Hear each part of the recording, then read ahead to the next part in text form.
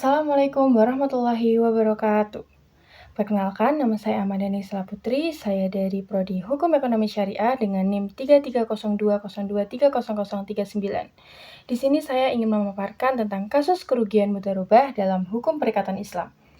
Kasus yang saya bawakan adalah seorang pemilik modal atau biasa kita sebut dengan sihabul mal, yang nanti kita akan sebut sebagai A, memberikan dana sebesar 100 juta kepada seorang pengelola usaha B atau yang biasa kita sebut dengan mudharib, dan nanti akan saya beri inisial yaitu B, untuk membuka bisnis kuliner dengan akad mudharabah.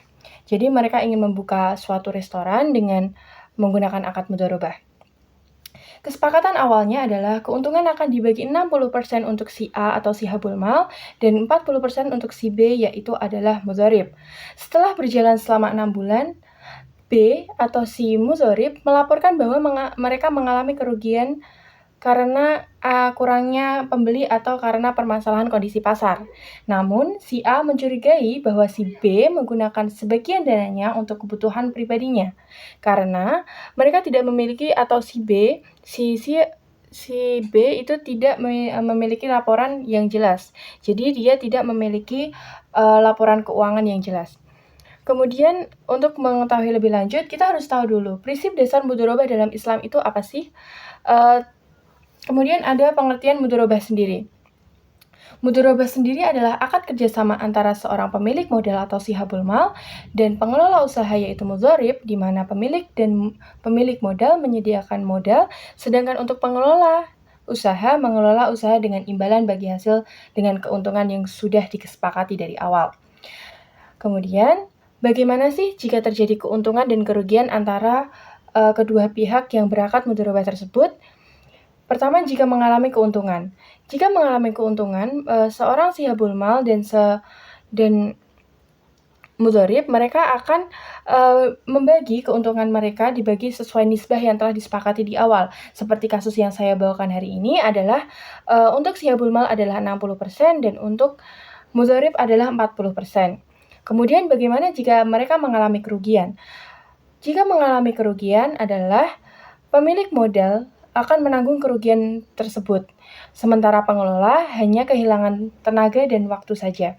Kecuali jika kerugian terjadi akibat kelalaian atau penyimpangan pengelola atau penyimpangan seorang mudharib. Kemudian masalah dalam kasus saya ini apa sih? Masalahnya ada dua, yaitu yang pertama adalah kecurigaan pemilik modal. Sihabul mal atau pemilik modal ini atau yang tadi saya inisialkan sebagai A, dia mencurigai adanya penyimpangan dana oleh si B atau si mudharib tadi. Karena si B mengatakan mereka mengalami kerugian tanpa memberikan atau memaparkan bukti dan laporan keuangan yang jelas. Yang hal ini adalah melanggar prinsip amanah dalam prinsip mudharabah. Kemudian yang kedua adalah kesalahannya adalah kurangnya transparansi. Ketika tidak adanya laporan keuangan yang jelas, itu membuat kesulitan dalam mengevaluasi keberhasilan atau kerugian suatu usaha. Jadi, terjadi ketidakpastian apakah kerugian itu disebabkan oleh kelalaian seorang mudharib atau tidak gitu. Kemudian prinsip syariah apa yang dilanggar dalam kasus ini? Prinsip syariah yang dilanggar pada kasus ini adalah pengelola usaha atau si B tadi atau si mudharib, seorang mudharib itu wajib memiliki sifat amanah dan jujur dalam mengelola modal. Jika terbukti ada penyimpangan, B atau si sihabul mal harus bertanggung jawab, B atau mudharib harus bertanggung jawab atas kerugian tersebut. Kemudian di dalam Islam pun juga menekankan bahwa pentingnya mencatat dan menjaga amanah dalam suatu transaksi apapun, agar tidak menjadi penyimpangan atau salah paham antara kedua pihak yang memiliki perikatan. Kemudian bagaimana penyelesaian berdasarkan hukum perikatan Islam? Mungkin yang pertama adalah dengan audit keuangan, yaitu si A atau si habul mal itu berhak meminta laporan keuangan yang terperinci oleh si B atau mudharib tadi, dan jika si B atau mudharib tidak mampu memberikan bukti yang jelas tentang penggunaan dananya, maka si B atau si mudharib tadi bisa dianggap telah melanggar akad perikatan tersebut. Kemudian yang kedua, jika hal tersebut masih belum terpecahkan masalahnya, kita bisa lanjut ke tahap 2, yaitu mediasi.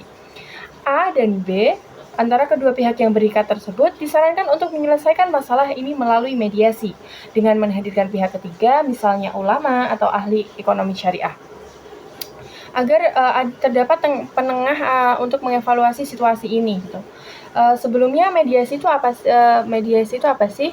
Mediasi sendiri adalah suatu proses penyelesaian sengketa di mana pihak-pihak yang berselisih meminta bantuan seorang pihak ketiga yang bersifat netral, yaitu biasa kita sebut dengan mediator, untuk membantu mereka mencapai kesepakatan secara damai. Mediasi juga bersifat sukarela, non-mengikat, kecuali hasil mereka disepakati, dan menitik beratkan pada dialog untuk mencari solusi yang saling menguntungkan kedua pihak tersebut, atau biasa kita sebut dengan win-win solution. Kemudian, jika terbukti bahwa si B atau si mudharib tadi menggunakan dana untuk kepentingan dirinya pribadi tanpa seizin si habul mal, maka si B wajib mengembalikan dana yang disalahgunakan kepada si A. Jadi, si mudharib wajib mengembalikan dana yang disalahgunakan kepada seorang si habul mal atau pemberi modal tadi. Kemudian, akad mudharabah tersebut dapat dibatalkan dan pemilik modal berhak menuntut pengembalian modal yang masih tersisa. Jadi masih bisa dituntut ya. Kemudian, dan bagaimana jika tidak terjadi penyimpangan di dalamnya? Jika kerugian murni terjadi karena kondisi pasar dan bukan karena kelalaian si B atau pengelola usaha tadi, maka kerugian dapat ditanggung oleh si A atau pemilik modal sebagai pemilik modal sesuai dengan prinsip mudharabah. Kemudian kedua belah pihak dapat mengevaluasi ulang kerjasama mereka, apakah ingin dilanjutkan atau dihentikan. Jika kerjasama mereka ingin dilanjutkan, disarankan untuk membuat perjanjian yang lebih detail lagi, termasuk kewajiban untuk melaporkan keuangan yang berkala, sistem pengawasan dan pengelolaan dana yang lebih transparansi agar tidak terjadi kesalahpahaman.